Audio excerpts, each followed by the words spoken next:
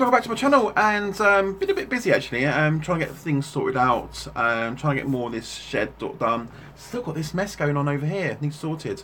But I've noticed, I thought I'll get my Phantom 4 out, we'll do an update on it, and we'll check, make sure we're running current software on Mac, and we'll also make sure we're running the latest version on the Phantom 4, because I did some filming the other day over in Aldershot, that was like fantastic, and I thought now update the software stuff and firmware today, make sure it's running on the current version, because tomorrow I'm actually doing a shot of a house, just high sort of shot and a couple of video around it, showing how big the garden and stuff is.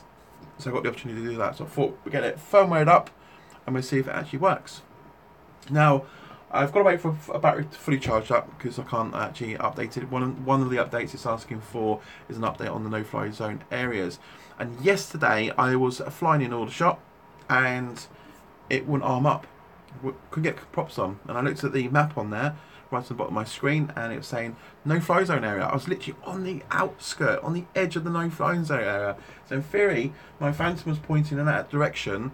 No fly zone area was actually covering half the Phantom, so half of it was actually on the literally the outskirts. And I thought, oh wow, how's that? Surely it was a field I was on, so I moved back across the field for about, I don't know, this feels quite big anyway, so probably 50 feet or so, moved back, and I actually was then outside the no-fly zone area, which then told me I can fly, but came up with lots of little errors up on the screen. You get up on the screen on your app, sort of saying, this is a restricted area, you're very near no-fly zone area, blah blah blah.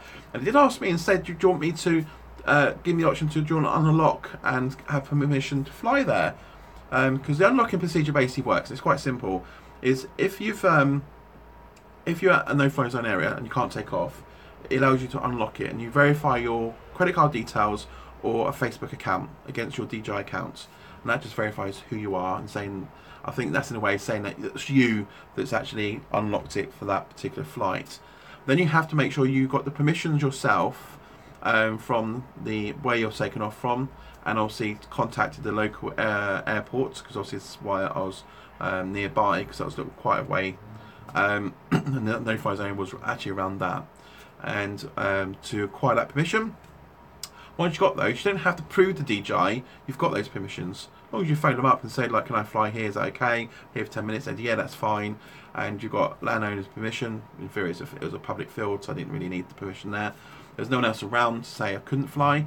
Then you can then literally unlock it with your credit card details and fly. There's nothing stopping you from actually unlocking the app, saying, yes, I am allowed to fly here, even though you haven't asked for permission or seek the airport to say, can I? And you can still take off and fly. It will just ignore the no-fly zone area, and away you go. So I haven't put that to test yet, because I didn't actually unlock it. So I might go back out there again and test that theory to see if that actually does work. Anyway, so that's what I did yesterday. So today I'm doing the update on the firmware, and I've come up and I was looking through the actual release notes. A lot of people don't look up the release notes. They come up to me and email, message me and say, oh, it doesn't do this, it doesn't do that. And I'm saying, well, check the firmware, because then the firmware is accompanied by release notes. I know the firmware gets downloaded automatically to the Phantom 4 when you plug it into your PC or Mac, but there's nothing stopping you from going to the DJI website, go to the product support, find your drone, and look at the latest release notes, because the latest release notes will tell you what version and a date it's on there. And also, if you scroll through release notes like I'm doing like now, it will show you all the versions of the firmware going way back, and each version it will tell you. And I was literally scrolling back, and I thought the latest one on this is obviously an update to the remote controller firmware, and obviously for the next version 4 of the Go app, the DJI Go app. And then it tells you, says added support for head tracking functionality when connected to DJI goggles. Fair enough. I thought I'd scroll down and see what the other current versions were as well.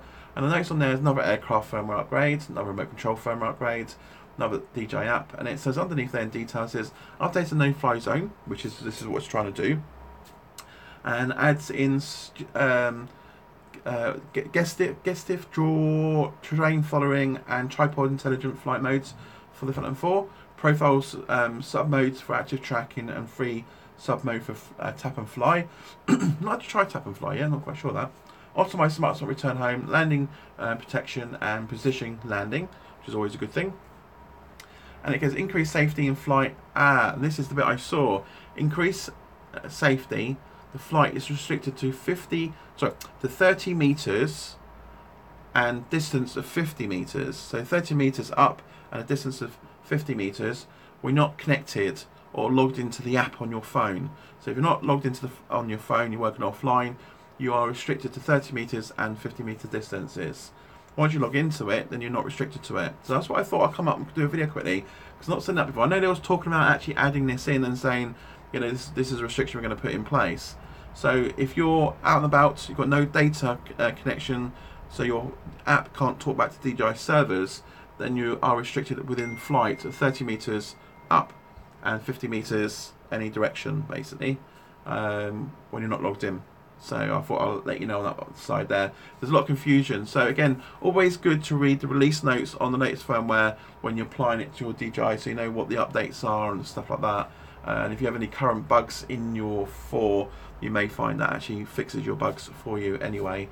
So I'm just going back for the last updates. The last firmware before that one was optimizing power management for longer term battery storage. And that's it. I can go right back at now. There's not many updates since then, sort of significantly changes anything. It's just more to do with live views and D-Log and black and white and things like that for you on the colour changes. But yeah, thought I'd let you know on that one. So that's an interesting one. So if you're out and about and you've got no data allowance on your phone, or you're not logged into the actual physical app, it's going to restrict you to those conditions. So anyway, I'm going to log off now. So as always, thumbs up if you like the videos, thumb down if you don't like the video, and if you are a subscriber, hit that subscribe button. And don't forget to visit Jack's Gear channel. Got some more stuff going up on that. And I will see you on another video very soon. Cheers. Oh, remember, any questions, comment below. Go.